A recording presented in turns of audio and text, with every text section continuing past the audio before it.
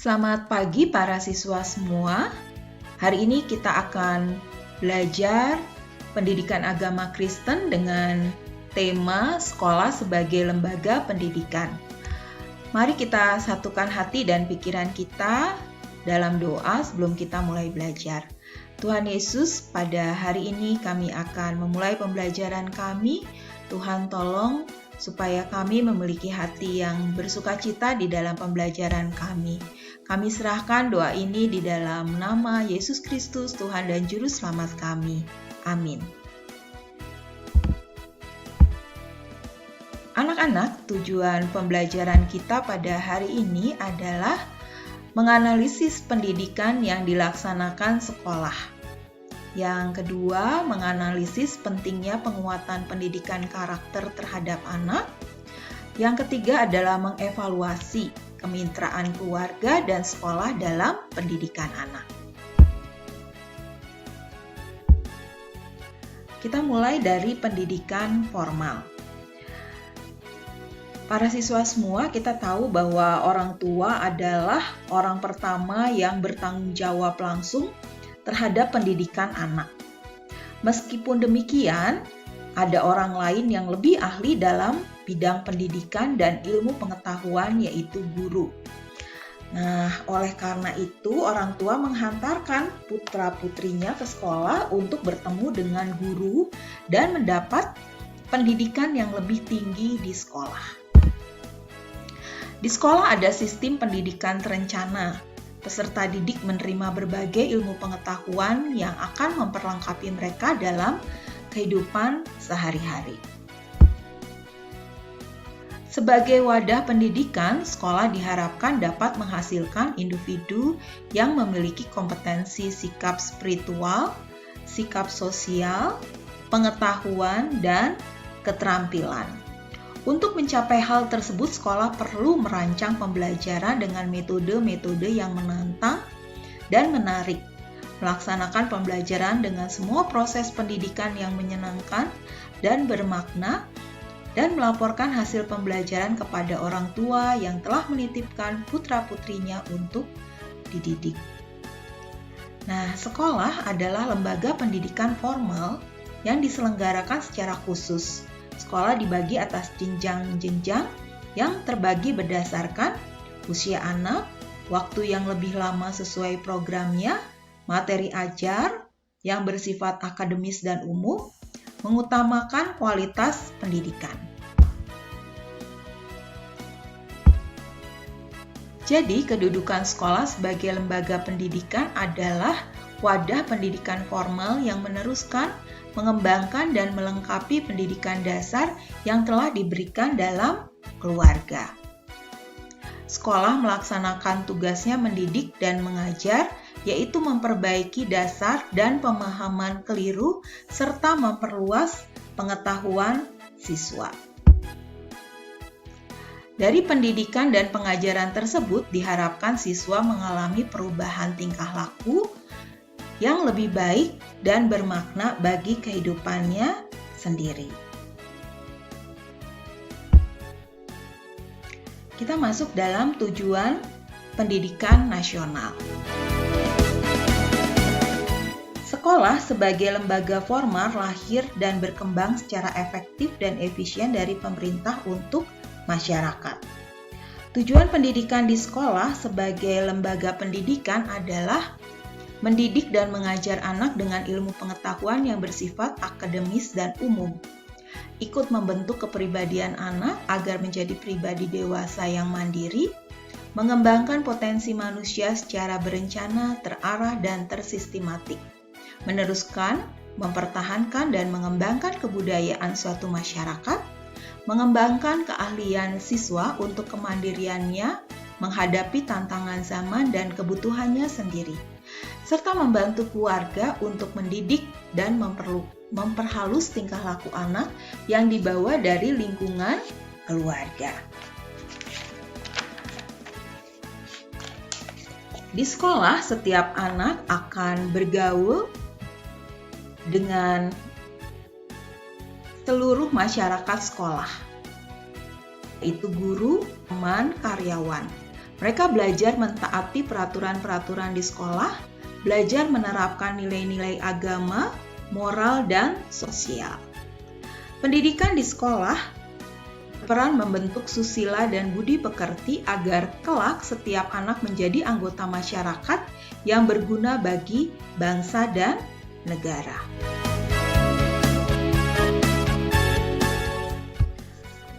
Bagian C, kita mengembangkan minat dan bakat.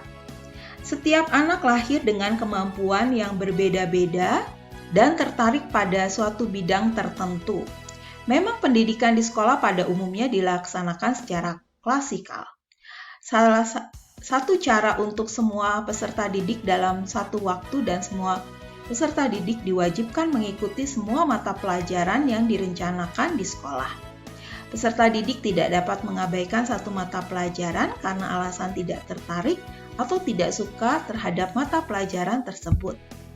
Sekolah bertanggung jawab mengembangkan potensi peserta didik sesuai dengan minat dan bakat masing-masing. Setiap orang harus menemukan minat dan bakatnya sendiri agar dapat mengembangkan diri dengan baik dan siap melaksanakan seluruh kehidupannya dengan sukacita kelak. Setiap orang diperlengkapi Allah dengan kemampuan khusus yang sebenarnya dapat dikembangkan untuk kehidupannya kelak. Sekolah memberi bimbingan yang terarah melalui pembelajaran dalam pendidikan akademik dan non-akademik. Pada umumnya, peserta didik akan meraih kompetensi terbaik pada mata pelajaran yang diminatinya. Dalam pendidikan non-akademik, sekolah menyelenggarakan layanan ekstrakurikuler. Peserta didik dapat memilih ekstrakurikuler sesuai bakatnya. Dalam hal ini, guru dapat memberikan pembelajaran yang bersifat komprehensif, yaitu mengembangkan keterampilan hidup atau life skill melalui kegiatan ekstrakurikuler di sekolah, sehingga bakat dan minat peserta didik dapat tersalurkan dan ia pun dapat menghargai bidang lain yang tidak diminatinya. Para peserta semua, kita masuk dalam penguatan pendidikan karakter. Karakter memang telah terbentuk melalui pendidikan yang diterima di dalam keluarga. Karakter tidak dapat diajarkan, tetapi dapat ditanamkan. Pendidikan karakter sangat diperlukan untuk membentuk manusia Indonesia seutuhnya. Setiap orang tidak hanya memerlukan pengetahuan dan keterampilan, tetapi juga kompetensi spiritual agar dapat menjalankan ajaran agamanya dengan benar, dan kompetensi sosial agar dapat hidup di alam semesta, berdampingan atau bersama semua orang yang berada di sekitarnya. Nah, pendidikan karakter ditanamkan berdasarkan pendidikan agama. Diharapkan setiap orang dapat memperlengkapi diri sesuai ajaran agamanya. Setiap remaja Kristen dapat bertumbuh sesuai dengan ajaran iman Kristen dan menjadikan standar dan penanaman dan pengembangan karakter di dalam dirinya. Kemudian, kedua, pendidikan Pancasila.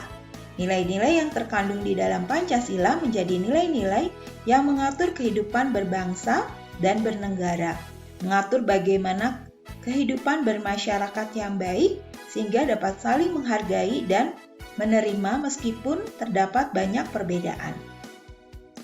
Nilai-nilai budaya.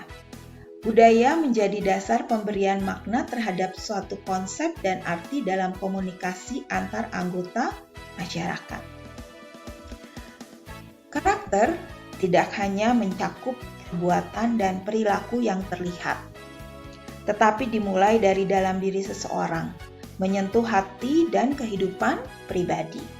Pendidikan karakter mencakup olahraga, olah pikir, dan olah rasa serta olah hati.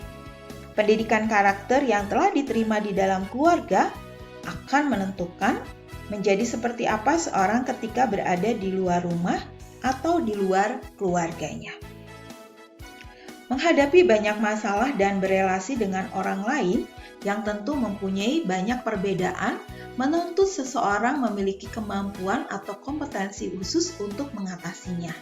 Jadi anak-anak, kita memang belajar memiliki karakter yang baik sehingga kita dapat mengatasi masalah-masalah yang terjadi di dalam kehidupan pribadi kita masing-masing. Pendidikan karakter mencakup olah hati, karena pendidikan karakter tidak terlepas dari hal beriman dan bertakwa, mengajarkan kejujuran dan religiositas, adil, tertib, disiplin, mentaati, berempati, dan bertanggung jawab, berani mengambil risiko dan pantang menyerah.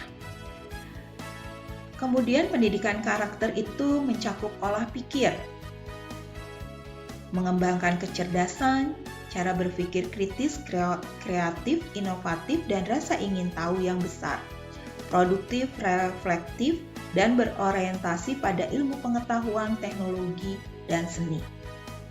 Pendidikan karakter juga mencakup olahraga, sebab membiasakan hidup bersih dan sehat, sportif, tangguh, dan dapat diandalkan, serta bersahabat dan kooperatif.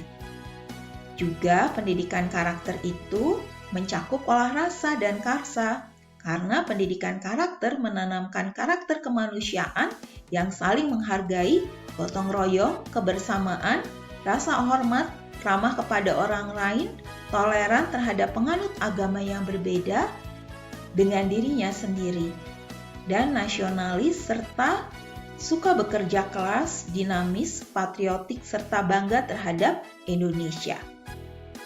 Pendidikan karakter bertujuan mengembangkan potensi peserta didik agar menjadi manusia berkarakter baik, berperilaku dan berpikiran baik, menjadi bangsa Indonesia yang berkarakter Pancasila, bangga pada bangsa dan negara sendiri, mencintai umat manusia dan mentaati ajaran agama dengan benar dalam kehidupan bermasyarakat sehari-hari. Demikianlah pembelajaran kita pada hari ini tentang sekolah sebagai lembaga pendidikan.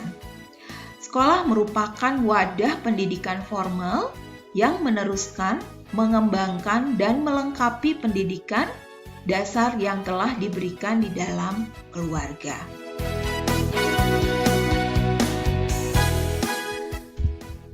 Para siswa semua,